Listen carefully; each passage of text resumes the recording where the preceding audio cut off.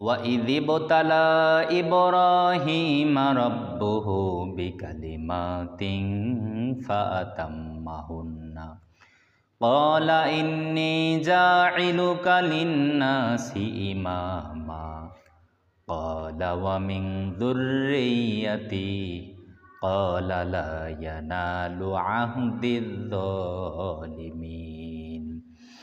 রব্বুল আলামিন বললেন, ওয়াইয ইবতালা ইব্রাহিম রব্বুহু বিকালিমাতিন ফাতাম্মাহুন্না।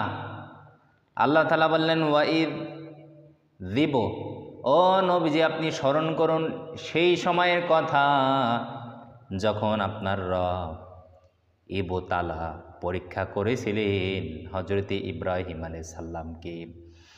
রব্বুল আলামিন হযরতে ইব্রাহিম আলাইহিস সালামকে যে পরীক্ষা করেছিলেন, আল্লাহ তাআলা সেই বিষয়টা বিশ্বনবী সাল্লাল্লাহু আলাইহি সাল্লামকে জানিয়ে দিলেন।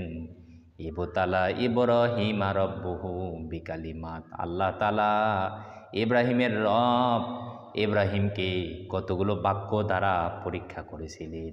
ইবতালা শব্দের অর্থ পরীক্ষা করা, যাচাই করা, কঠিন কর্মের দায়িত্ব অর্পণ করা, এটাকে বলা হয় মূলত ইবতালা। তা আল্লাহ তাআলা বললেন, ইবতালা ইব্রাহিম রব্বুহু, তার রব ইব্রাহিমের রব তাকে পরীক্ষা করেছিলেন। কি পরীক্ষা করেছিলেন? বিকালিমাত, কতিপয় বাক্য দ্বারা।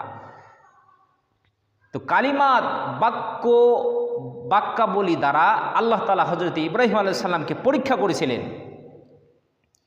হযরতে আব্দুল্লাহ ইবনে আব্বাস রাদিয়াল্লাহু তাআলা আনহু বললেন, বিকালিমাত শব্দের তিনি ব্যাখ্যা করলেন, কালিমাত শব্দটা তিনি ব্যাখ্যা করলেন যে শরীয়তের শাখাগত 30টি সুস্বভাব যাকে বলা হয় বিকালিমাত, যা হযরত ইব্রাহিম আলাইহিস সালাম এই 30টা বিষয় তিনি আয়ত্ত করেছিলেন, তিনি নিজের নিয়ন্ত্রণে তিনি নিয়ে এসেছিলেন। আল্লাহু আকবার। আল্লাহ তাআলা হযরত ইব্রাহিম আলাইহিস সালামকে কতিপয় বাক্যমালা দ্বারা পরীক্ষা করেছিলেন। তো সেই বাক্যমালাগুলো কি? আল্লাহ তাআলা পবিত্র কোরআনুল কারীমের সূরাতুত তাওবার সেই 10টা বিষয় সম্পর্কে আলোচনা করেছেন।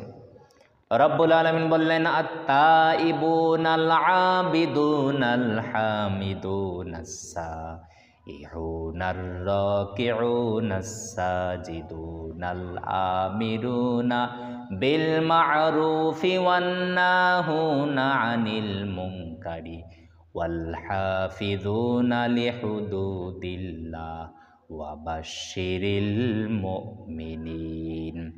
রব্বুল আলামিন বললেন, আত-তাইবুন, ইব্রাহিম আলাইহিস সালাম ছিলেন তওবাকারী, তিনি আল্লাহ তাআলার কাছে তওবা করেছিলেন। আত-তাইবুন আল আবিদুন, তিনি ছিলেন ইবাদতকারী। আল হামিদুন, তিনি ছিলেন প্রশংসাকারী। আস-সাইহুন, তিনি ছিলেন আল্লাহর রাস্তায় সফরকারী। আল্লাহু আকবার। ওয়ার রাকিউন, তিনি ছিলেন রুকুকারী। আস-সাজিদুন, তিনি ছিলেন সেজদাকারী। আল আমিরুনা বিল মা'রুফ, ইব্রাহিম আলাইহিস সালাম সৎ কাজের আদেশ দিতেন। ওয়ান নাহুনা আনিল মুনকার, তিনি মানুষকে অসৎ কাজে বাধা দিতেন, মন্দ কাজ থেকে বাধা দিতেন। আল আমিরুনা বিল মা'রুফ ওয়ান নাহুনা আনিল মুনকারি ওয়াল হাফিযুনা লিহুদুদিল্লাহ, তিনি আল্লাহর দেওয়া সীমা রক্ষাকারী। ওয়া বাশশিরিল মুমিনিন, আর তিনি হলেন মুমিনদেরকে সুসংবাদদাতা। আল্লাহু আকবার। এরকম ইব্রাহিম আলাইহিস সালাম তিনি কতগুলো সুস্বভাবের অধিকারী ছিলেন।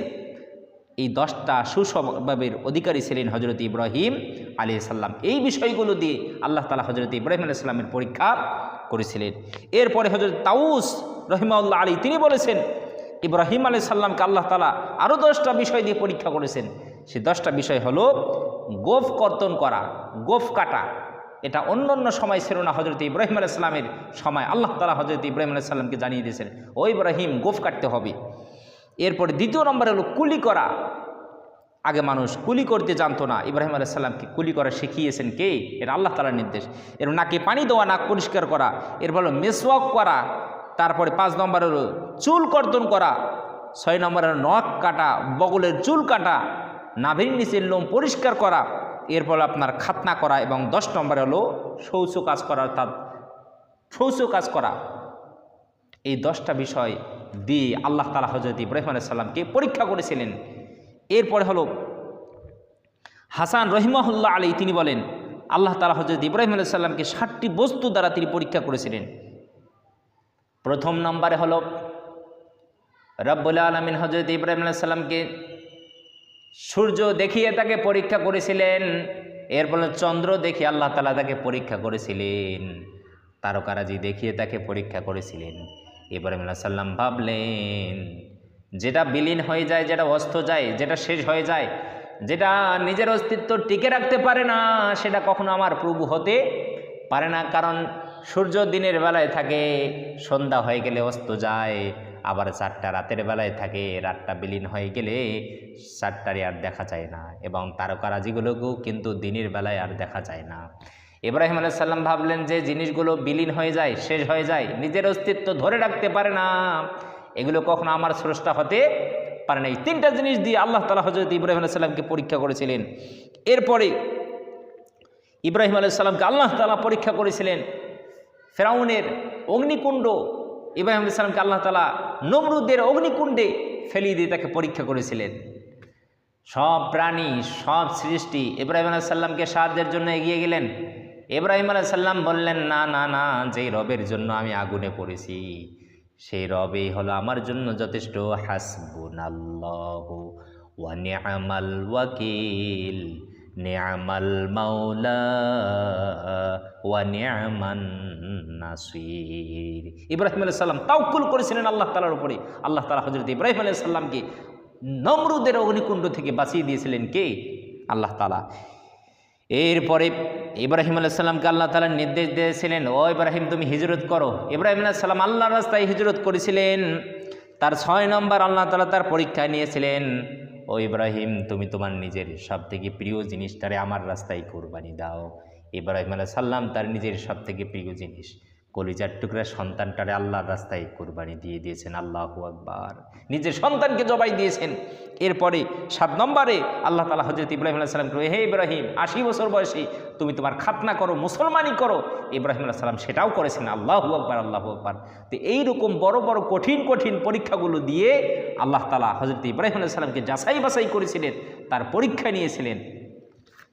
এরপরে সাঈদ বিন জুবায়ের তিনি বলেছেন যে ইব্রাহিম এবং ইসমাইলকে তাদের দুজনের দোয়া, এটা হলো একটা পরীক্ষা। আল্লাহ তাআলা তারা দুজনে আল্লাহ তাআলার কাছে দোয়া করেছেন, রব্বানা তাকাব্বাল মিন্না ইন্নাকা আনতাস সামিউল আলিম।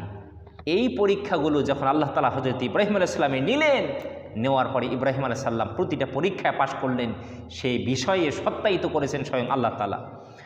রব্বুল আলামিন বললেন, বিকালিমাতিন ফাতাম্মাহুন্না, আমি আল্লাহ অনেকগুলো বিষয় দিয়ে, অনেকগুলো বাক্য দিয়ে ইব্রাহিম আলাইহিস সালামকে পরীক্ষা করেছিলেন।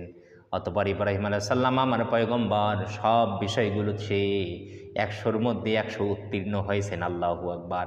ফাতাম্মাহুন্না, সব বিষয়গুলো যখন তিনি পরীক্ষায় পাশ করলেন, রব্বুল আলামিন তখন জানিয়ে দিলেন, ক্বালা ইন্নী জাইলুকা লিন্নাসি ইমামা, ও আমার পয়গম্বর আমি আপনারে মানুষদের ইমাম বানাবো, জাতির ইমাম বানাবো। আপনার জামানা থেকে শুরু করে কিয়ামত পর্যন্ত যত মানুষ আসবে সব মানুষদের ইমাম আমি কিন্তু আপনারে বানিয়ে দিলাম। আল্লাহু আকবার। ক্বালা ইন্নী জাইলুকা লিন্নাসি ইমামা। ইব্রাহিম আলাইহিস সালাম নিজেই শুধু একাই ইমাম হতে চাইলেন না, তিনি বললেন, আল্লাহ ক্বালা ওয়া মিন যুররিয়াতি, আল্লাহ আমার বংশধর থেকেও আল্লাহ তুমি ইমাম বানিয়ে দাও। আল্লাহু আকবার। আল্লাহ তখন জবাব দিলেন, ক্বালা লা ইয়ানালু আহদিদ যালিমিন, ও ইব্রাহিম আমি তোমার বংশর থেকেও নেতা বানাবো, ইমাম বানাবো, তবে যারা জালিম হবে, যারা অবাধ্য হবে, আমার হুকুমের যারা বিরুদ্ধাচারণ করবে, এদেরকে আমি কখনো ইমাম বানাবো না। এটা জালিমদের জন্য এটা প্রযোজ্য নয়। আল্লাহু আকবার, আল্লাহু আকবার। তো ইব্রাহিম আলাইহিস সালাম এরকম করে দোয়া করেছিলেন কার কাছে? আল্লাহ তাআলার কাছে। রব্বুল আলামিন আমাদেরকে এই সূরাতুল বাকারার 124 নম্বর আয়াতের তাফসীরটা বুঝার তৌফিক যেন দান করে। সকলে বলি আল্লাহুম্মা আমিন।